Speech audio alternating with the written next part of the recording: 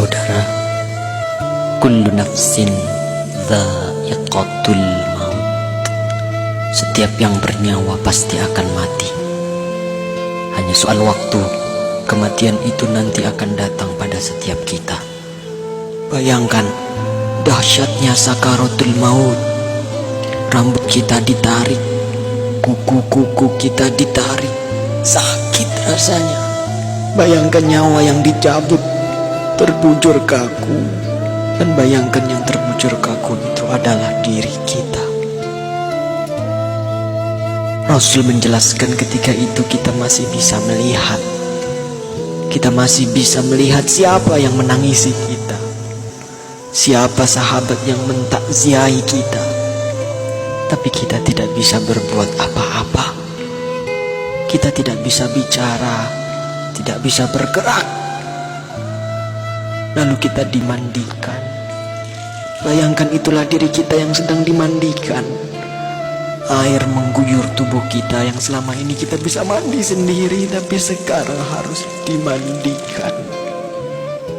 Dan kita menyaksikan siapa yang memandikan jasad kita. Bersyukur kalau yang memandikan itu adalah anak-anak kita. Sementara kita belum mengajarkan anak-anak kita untuk itu. Ya Allah. Kemudian kita dikafani. Kemudian kita disolati. Kemudian kita digotong, dibawa ke kuburan. Rasul menjelaskan kalau yang dibawa itu mayit yang soleh, maka mayit yang soleh itu akan berkata. Tapi ketika itu tidak ada seorang pun yang bisa mendengarnya, kecuali malaikat dan hewan-hewan. Manusia dan jin tidak bisa mendengar perkataan mayit. Rasul memberitahu kepada kita, mayit yang soleh itu akan berkata, Asri'ni ila baiti, ya Allah, percepat aku ya Allah, percepat aku ke rumahku ya Allah. Dia sudah melihat surga Allah. Dia sudah melihat surga karena kesolehan di dunia selama ini. Subhanallah. Tapi sebaliknya, ketika mayit itu mayit yang banyak maksiat, mayit yang selama di dunia suka mengumbar aurat, pembunuh, perusak, penipu, koruptor, ya Allah. Mayat itu akan berkata, Aina tadhabun? Mau dibawa kemana aku ini? Berhenti, berhenti. Tapi tidak ada yang mendengarnya. Ibunya tidak bisa mendengarnya.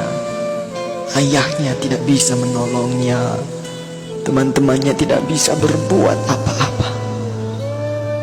Dan terus ia dibawa ke dalam kuburnya. Subhanallah. Saudara, semua kita akan masuk ke dalam galian lubang tanah 2 meter. Ketika itu kita masih bisa melihat untuk yang terakhir, siapa yang mengubur kita, siapa yang menutupi tubuh kita dengan tanah. Mungkin keluarga kita, mungkin tetangga-tetangga kita, atau sahabat-sahabat kita. Tapi begitu selesai kita dikubur, orang-orang yang kita cintai, orang-orang yang dulu selalu bersama kita, orang-orang yang dulu selalu menemani kita, semuanya pulang. Semuanya pulang meninggalkan kita sendirian di kubur. Maka kita merasakan kesedihan, takut, gelisah. Tapi kita tidak bisa pulang mengikuti mereka. Kita hanya bisa mendengar langkah kaki mereka saat semua orang pulang meninggalkan kita sendirian di kubur. Astagfirullah. Di dalam kubur, darah, daging, tulang, belulang hancur. Sempit, gelap, rumah ular, rumah tanpa alas, rumah kesendirian. tempat kita akan ditanyai perbuatan kita selama hidup di dunia. Itulah kubur.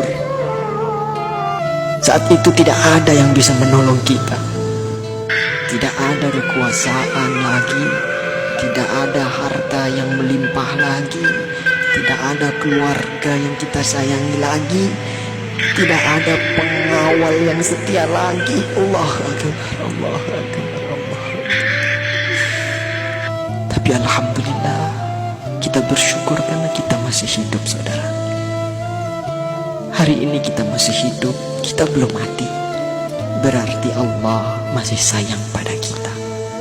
Allah masih memberi kesempatan kepada kita untuk bertaubat. Allah masih beri kita waktu untuk beribadah sebanyak-banyaknya. Maka inilah saatnya. Inilah saatnya kita untuk bertaubat, saudaraku. Inilah saatnya kita untuk berjanji taat, saudara.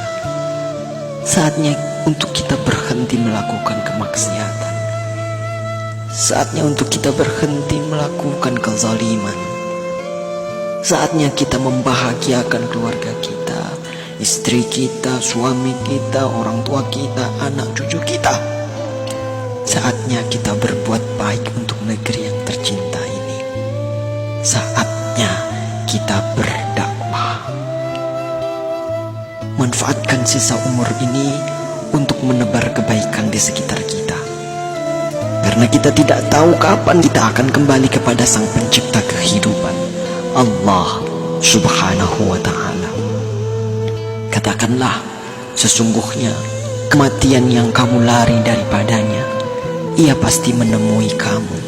Kemudian kamu akan dikembalikan kepada Allah yang mengetahui gaib dan yang nyata. Lalu dia beritakan kepadamu apa yang telah kamu kerjakan. Surah Al-Jumu'ah ayat 8. Semoga Allah mewafatkan kita dalam keadaan husnul khatimah. Allahumma khtim lana bi husnil khatimah. Assalamualaikum warahmatullahi wabarakatuh.